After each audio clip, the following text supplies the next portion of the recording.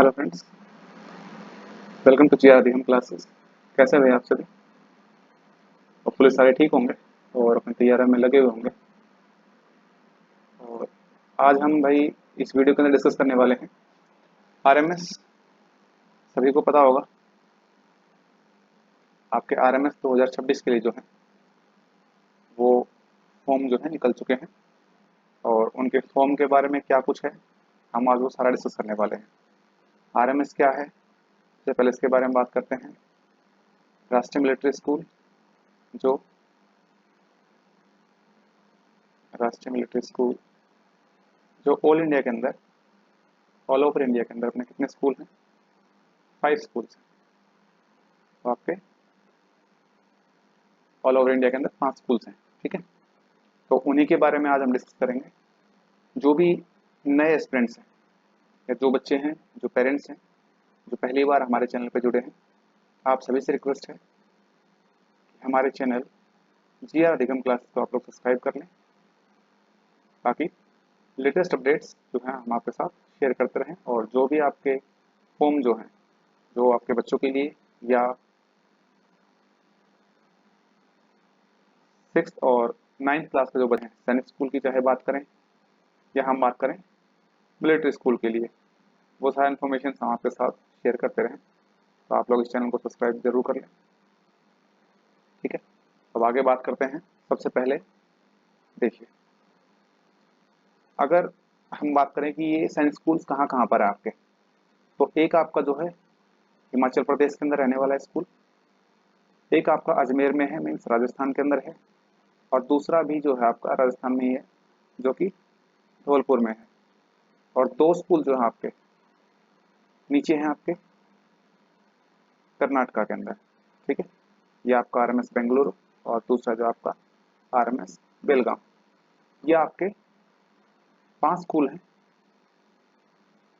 यही है आपके 5 स्कूल जिसके बारे में हम आपको डिस्कस कर रहे थे। और ये जो है क्लास 6 के लिए एंड क्लास 9th क्लास के लिए एक एडमिशन टेस्ट कंडक्ट करवाते हैं, जो कि आपका ऑफलाइन मोड में होता है। ऑफलाइन मोड का टेस्ट होता है और कितने मार्क्स का टेस्ट होता है, क्या क्या चीज़ें आपको रिक्वायर्ड रहती हैं, क्या क्या एज जो है वो क्या रहने वाली है, कितनी कट ऑफ जो है वो जाती है इसकी, आज इस वीडियो के अंदर हम पूरी डिटेल में डिस्कस करने वाले हैं। तो जिन बच्चों ने अभी तक आरएमएस का फॉर्म नहीं भरा है तो कृपया करके पहले ये वीडियो आप लोग पूरी देखें, उसके बाद ही अपना फॉर्म को भरें ताकि आपको चीज़ें क्लियर रहेंगी क्या क्या चीज़ें हमें रिक्वायर्ड रहने वाली है। तो हम यहाँ पर पूरा आपको यहाँ पर पूरा जो जो प्रोसेस में हम आपको बताएंगे कि क्या क्या चीज़ें आपको यहाँ पर चाहिए, और हम सारी यहाँ पर डिटेल में लिखते रहेंगे, ठीक है।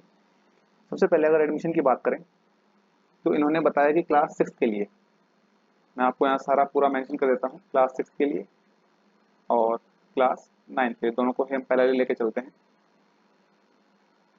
देखिए क्लास 6 के लिए क्या क्या इन्होंने बताया हुआ है वो एक बार देखिए, हम बात करते हैं आगे इसके बारे में।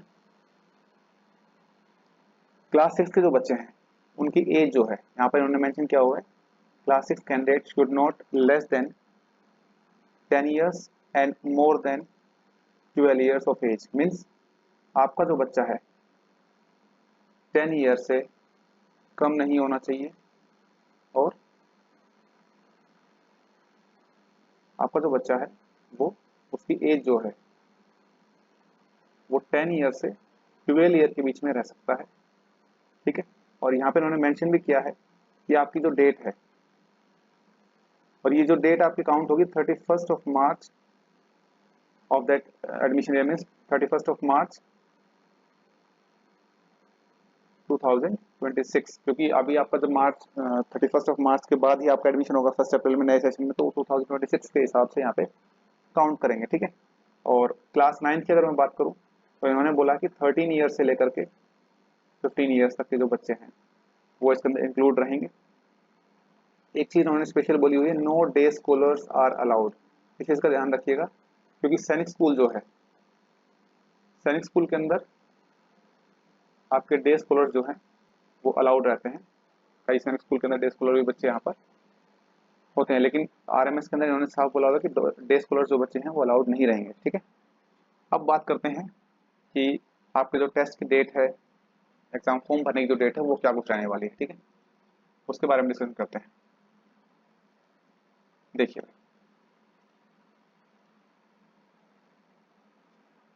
Date of online submission of application form, यहाँ पे इन्होंने फर्स्ट पॉइंट के अंदर लिखा हुआ है कि जो आपकी फॉर्म सबमिशन की जो डेट है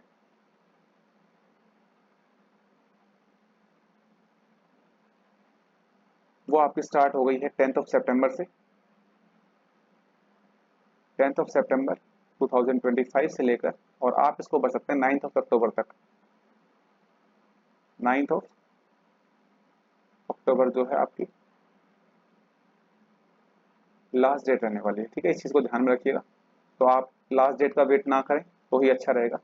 और डेट ऑफ ऑनलाइन जो एग्जामिनेशन है आपका, डेट ऑफ जो ऑनलाइन एग्जामिनेशन यहाँ पर इन्होंने क्या कहा है, will be initiate intimated of the registered candidate for SMS and email. जो भी आपकी डेट होगी एग्जाम की वो अभी इन्होंने नहीं बताई है, वो आपको ऑन द टाइम ऑफ जब फॉर्म भरेंगे उसके बाद जो भी चीज़ें होंगी वो आपको उस चीज़ में बता दिया जाएगा। ठीक है, उसके बाद यहाँ पर एक रिजर्वेशन का जो आपका फॉर्मेट है, क्योंकि आरएमएस के अंदर रिजर्वेशन होता था आपको पता है 70% और 30% का रिजर्वेशन होता था। 70% जो है जितने भी आर्मी के या नेवी डिफेंस या एयरफोर्स के जो सर्विंग कैंडिडेट्स हैं उनके लिए होता था, 30% जो है आपके सिविलियंस के लिए होता था। लेकिन अभी इन्होंने चीज़ें चेंज कर दी हैं। देखिए यहाँ पर इन्होंने बताया हुआ है 70% जो है जेसीओ के लिए है ऑन सर्विंग और retired for army, air force and navy. और उसके बाद नॉन एंटाइल्ड कैटेगरी जो है आपकी, एक इंटाइल्ड कैटेगरी है, एक नॉन एंटाइल्ड है, जिसके अंदर 20% इनका रिजर्वेशन है। और मीन्स जो ये अपने 30% थे सिविलियन की, जो पहले 30% थी उसके अंदर भी 20% इनका रिजर्वेशन इन्होंने दिया है। और सिविलियंस के लिए जो है आपका 10% है। मीन्स जितनी भी सीट रहेंगी, जिस स्कूल के अंदर मान लीजिए 100 सीट्स हैं, एक स्कूल के अंदर 100 सीट है, तो उसके अंदर से 70% तो ऑलरेडी रिजर्व है जेसी और सर्विंग या रिटायर्ड आर्मी पर्सन, एयरफोर्स या नेवी जितने भी कैंडिडेट्स हैं उनके बच्चों के लिए। और जो 30% जो आपकी सीट सिविलियंस के लिए बचती थी उसके अंदर भी इन्होंने दो कैटेगरी बना दी है। उस 30% के अंदर 20% जो है वो जेसीओ या रिटायर्ड पर्सन जो है उनके लिए रहेंगी, चाहे वो एयरफोर्स हो, नेवी हो, या फिर दूसरी जो कैटेगरी है आपकी एयरफोर्स, नेवी या फिर आर्मी। और जो इधर की 10% जो आपके बचेंगे इसके अंदर आपके सिविलियंस रहेंगे। और इसके अंदर भी सिविलियंस के अंदर फिर कैटेगरी डिवाइड होंगी, जनरल होगा, ओबीसी होगा, और SC ST वाले जो कैंडिडेट्स हैं वो भी रहेंगे इसके अंदर। ठीक है, तो ये सब चीजें हैं इन्होंने यहाँ पे इन्होंने बताया हुआ है इसके बारे में। उसके बाद नेक्स्ट अगर मैं बात करूँ एज, हमने बताया था कि 6th क्लास के जो बच्चे हैं उनकी एज जो है 10 से 12 ईयर्स के बीच में रहनी चाहिए। लेकिन 10 से 12 ईयर की जो एज है उसमें एज, एक्चुअल एज क्या रहनी चाहिए, कहाँ कहाँ तक बच्चा जो है। तो अगर बात करें 6th क्लास की, ये आपको थोड़ा बारीक दिख रहा होगा ना, मैं इसको एक मिनट थोड़ा सा ठीक कर लेता हूँ भाई। देखिएगा सब ठीक। तो 6th क्लास का जो बच्चा है उसकी जिन्होंने बोली है 1 अप्रैल 2014 से लेकर और 31 मार्च 2016 तक के जो बच्चे हैं वो 6th क्लास के लिए अप्लाई कर सकते हैं। ठीक है, आपकी डेट जो है अगर इसके बीच में है, ये दोनों डेट्स इंक्लूडेड नहीं है, ध्यान रखिएगा इस चीज़ का। और क्लास 9th के लिए जो बच्चे हैं, जो क्लास 9th के लिए फाइट करना चाहते हैं, उनकी डेट जो है 1 अप्रैल 2011, 1 अप्रैल 2011 से लेकर के, और यहाँ पर आपने दिया 31 मार्च 2000 सॉरी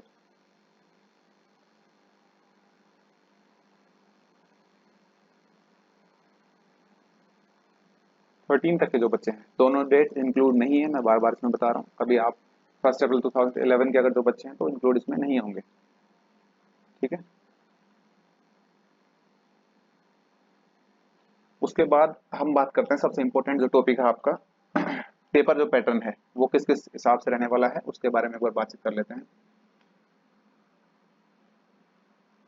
अच्छा, एक इन्होंने चीज ऊपर और बताई हुई है, यहाँ पर देखिए जो लिखा हुआ है, the authority of date of birth will be certified issued by the municipal corporation या फिर authorized local government bodies only. कि जो आपकी डेट ऑफ बर्थ सर्टिफिकेट, क्योंकि इन्होंने जो डेट दी है उसके हिसाब से फिर कैसे वेरीफाई करेंगे, तो उनके लिए जो आपका डेट ऑफ बर्थ रहेगा वो वहाँ की जो सेंट्रल बॉडी है, भाई चाहे आपके म्युनिसिपल कॉर्पोरेशन हो या फिर दूसरी जो स्टेट बॉडीज हैं, चाहे आपका नगर परिषद हो, नगर पालिका हो या नगर परिषद, जहाँ पर आपका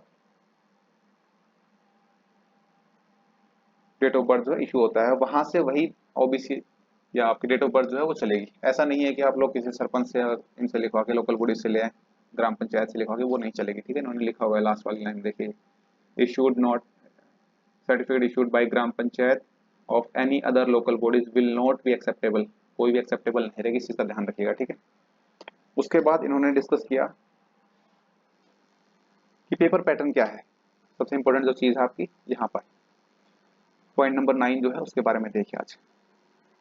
पेपर पैटर्न क्लास 6 के लिए अगर बात करें, सबसे पहले इंग्लिश, फिर आपका इंटेलिजेंस, मैथ्स, और फिर जी के जीएस का जो पोर्शन है वो रहेगा, और उसके बाद आपका इंटरव्यू है। तो अगर मार्क्स की बात करें, 50 मार्क्स जो है आपके, वो आपके देखिए मैं यहाँ पर लिख देता हूँ, 6th क्लास के लिए आपकी इंग्लिश रहेगी, मैथ्स रहेगा, रीजनिंग रहेगा, और आपका जी के जीएस का जो क्वेश्चन आता है वो रहेगा। ठीक है, इंग्लिश जो है 50 मार्क्स की रहेगी, मैथ्स जो है आपका 50 मार्क्स का रहेगा, रीजनिंग 50 मार्क्स, एंड जी के जीएस भी 50 मार्क्स का रहने वाला है। ठीक है, इन्होंने यहाँ पर एक क्राइटेरिया सेट किया है कि मिनिमम जो है आपके क्वालिफाई करने के लिए मिनिमम आपको कितने मार्क्स चाहिए। तो इंग्लिश के लिए इन्होंने बोला 35% मार्क्स जो है कंपल्सरी रहेंगे। अगर आपके 35% मार्क्स नहीं आते हैं तो आपका जो बाकी का पोर्शन है, ये मैथ्स, रीजनिंग एंड जीके, ये आपका चेक ही नहीं होगा। देखिए यहाँ पे लिखा हुआ है, candidate is required to qualify in the test, English marks are not counted towards preparation of final merit list. Final merit list में आपके इंग्लिश के मार्क्स नहीं लगेंगे, लेकिन आपको 35% मिनिमम मार्क्स लेके आने पड़ेंगे अगर आपको आगे का पेपर आपका चेक करवाना है तो।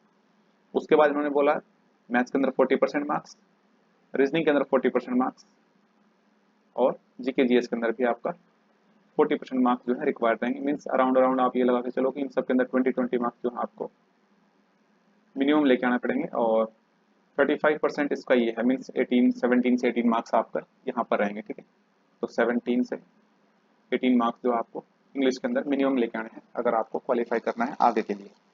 ठीक है, यहाँ ये तो रहा आपका 6th क्लास की बात। अब मैं अगर 9th क्लास की बात करूँ, एक बार इसका स्क्रीनशॉट ले लेना आप लोग पीछे करके।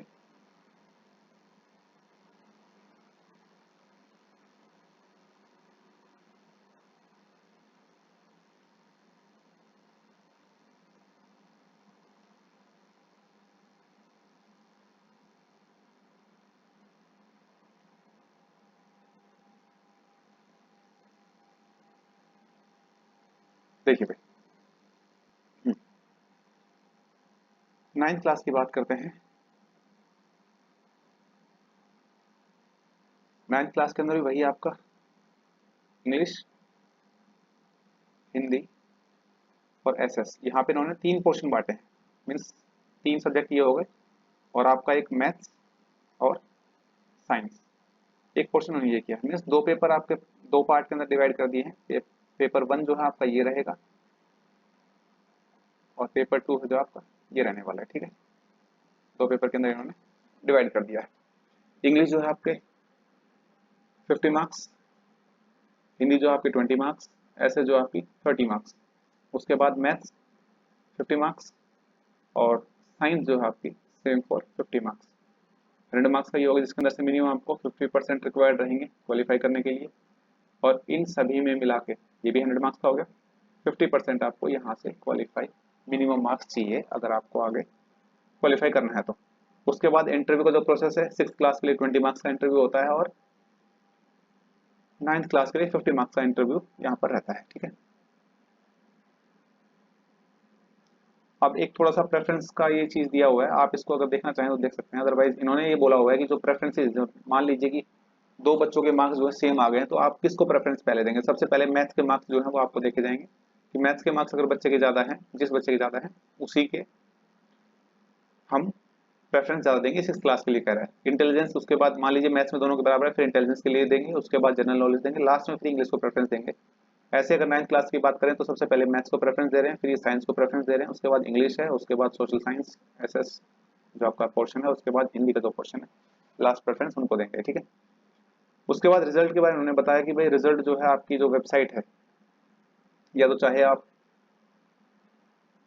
rms.com डालेंगे तो वहां से भी आपको निकल के आ जाएगा, या फिर इन्होंने एक वेबसाइट जो दी हुई है ये रही NIELIT.DELHI.apply.com। जैसे आप लोग इसको सर्च करेंगे तो यहाँ से आपकी पूरी वो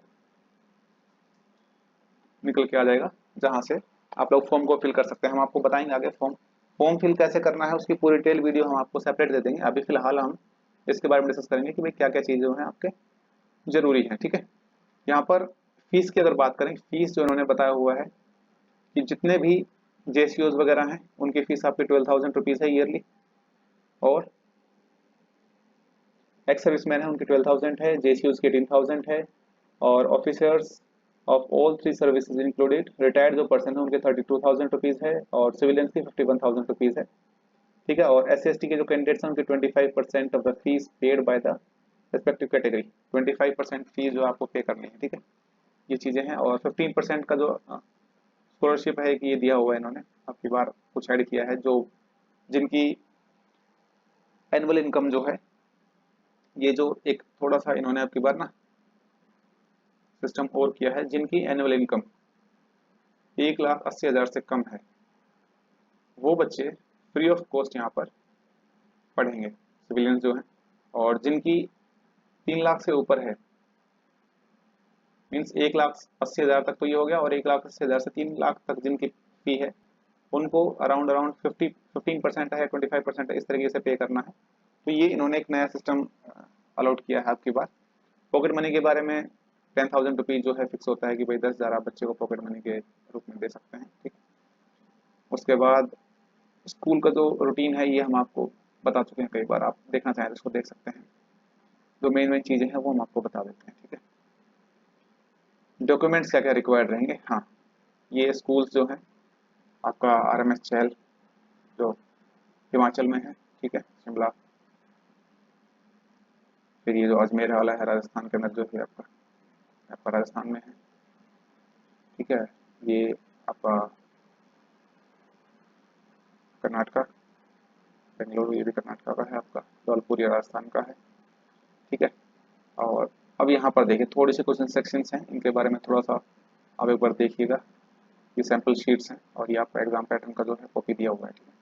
ये हमने फीस वीस के बारे में आपको सारा बता दिया था। हाँ, यहाँ पर देखिए एडमिशन के लिए आपको क्या क्या चीज़ें रिक्वायर्ड रहेंगी, वो चीज़ देखिए, इंपॉर्टेंट चीज़ें हैं। ठीक है। हम आपको साथ साथ में यहाँ पे ब्रीफ कर देंगे। सबसे पहले इन्होंने बोला है कि बर्थ सर्टिफिकेट जो है आपकी रिक्वायर्ड रहेगी।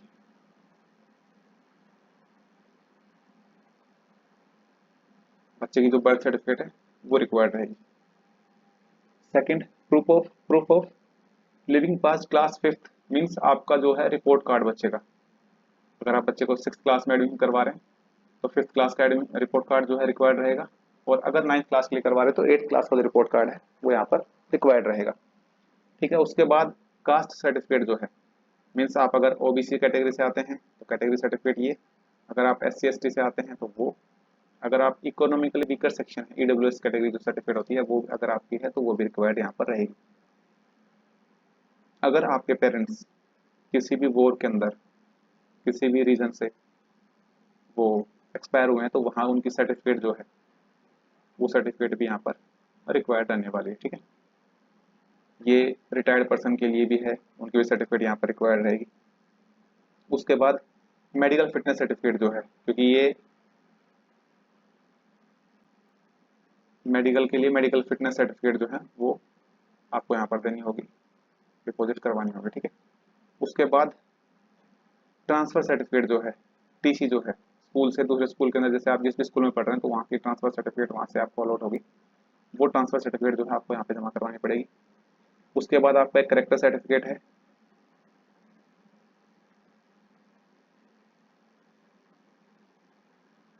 करेक्टर सर्टिफिकेट जो है वो रिक्वायर्ड रहेगी।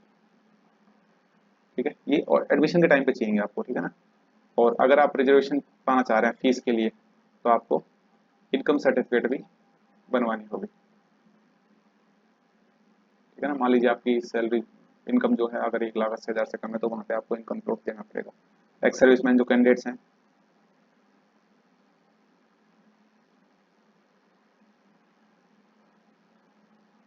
एक्स सर्विसमैन कैंडिडेट्स के लिए आपको उसकी सर्टिफिकेट देनी होगी अगर आप एक्स सर्विसमैन हैं तो, ठीक है। और दूसरा आपका एक आधार कार्ड लगेगा, एक आईडी जो है। तो यहाँ पर फॉर्म भरने के समय पे आपको क्या क्या चाहिएगा वो मैं आपको बता देता हूँ। आपका आधार कार्ड रहेगा, दूसरा जो है बच्चे की फोटो, फोटो स्टूडेंट, ठीक है, सिग्नेचर ऑफ द स्टूडेंट, ये भी सिग्नेचर स्टूडेंट के ही है, ठीक है। उसके बाद एड्रेस प्रूफ,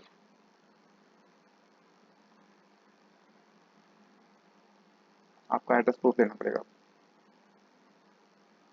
ठीक है। उसके बाद अगर बात करें पेरेंट्स डिटेल्स जो है, एक आपका फ़ोन नंबर, एक आपकी ईमेल आईडी जो वर्किंग है, क्योंकि जो भी डिटेल आएंगी फॉर्म से रिलेटेड, चाहे वो एडमिट कार्ड से रिलेटेड हो, चाहे फिर वो एग्ज़ाम डेट से रिलेटेड हो, एग्ज़ाम डेट हो, चाहे फिर आपका फॉर्म से रिलेटेड या फिर एडमिट कार्ड से रिलेटेड, जो भी इंफॉर्मेशन होगी वो आपको ईमेल के थ्रू या फिर फ़ोन पर मैसेज के थ्रू ही आएगी। तो आपके फ़ोन नंबर या ईमेल आईडी ऐसे दें जो वर्किंग है, ठीक है। और इसके अलावा जो चीज़ें हैं, मैंने फॉर्म आपको किस तरीके से भरना है वो हम आपको पूरे डिटेल आपको बता देंगे, ठीक है। ये देख लीजिए, हाँ, ये आपका जो विलिंगनेस सर्टिफिकेट है, जैसे आप लोग एग्जाम देते हैं उसके बाद ये एक विलिंगनेस सर्टिफिकेट भर के आपको वहाँ पे भेजना होता है कि भाई हाँ, अगर आपका सिलेक्शन हो जाता है तो कि भाई मैं विलिंग हूँ, मेरा नाम है, और ये सारी डिटेल्स आपको भरनी होती है, ठीक है। मेडिकल सर्टिफिकेट जो आपकी ये है, ये मेडिकल सर्टिफिकेट है, ठीक है। एंट्री के टाइम पे आपको फिटनेस रिपोर्ट पूरा ये हेल्थ वेल्थ का जो भी है और जितनी भी है यस और नो ये सब चीज़ें इनको बता के करनी होती है, ठीक है। कोई डिजीज तो नहीं है आपको, ये सब चीज़ें, ठीक है। तो आज के लिए इतना ही है भाई। और जो भी पेरेंट्स हमें देख रहे हैं तो आपसे रिक्वेस्ट है कि आप लोग हमारे चैनल को GR अधिगम क्लासेस आप लोग सब्सक्राइब कर लें, और ताकि लेटेस्ट अपडेट जो है आपको चाहता हूँ शेयर करते रहें, ठीक है। वीडियो अगर अच्छी लगी हो तो लाइक ज़रूर कर देना, शेयर कर देना इसे अपने फ्रेंड्स के साथ, और या फिर आपके रिश्तेदार या आपके जो भी हैं बच्चे जो हैं वो आपके अगर पढ़ रहे हैं, और कमेंट करें अगर आपका कोई क्वेरी है, कोई क्वेश्चन है तो आप लोग हमें कमेंट करके बता सकते हैं, ठीक है। आज के लिए इतना ही रखेंगे भाई, चलिए फिर मिलते हैं नेक्स्ट वीडियो के अंदर। और दूसरा जो है आपके क्लास 6 के लिए और क्लास 9 के लिए जो है एक सीरीज जो है जल्द ही हम स्टार्ट कर रहे हैं, मॉक टेस्ट सीरीज। और वीक के अंदर वो 2 दिन रहेगी, वीक के अंदर 2 दिन रहेगी, मोस्ट प्रोबेबली आपका वेडनेसडे एंड आपका संडे, 2 दिन रखेंगे। एक दिन वेडनेसडे को और एक दिन संडे को, ठीक है। 6th क्लास के लिए भी यही रहेगी और 9th क्लास के लिए भी इसी दिन को ही रहेगी। 6th क्लास और 9th क्लास के लिए दोनों वेडनेसडे और संडे को जो है आपकी मॉक टेस्ट रहेंगे, ठीक है। तो आज के लिए बस इतना ही है, चलिए फिर मिलते हैं नेक्स्ट वीडियो में, तब तक के लिए थैंक यू।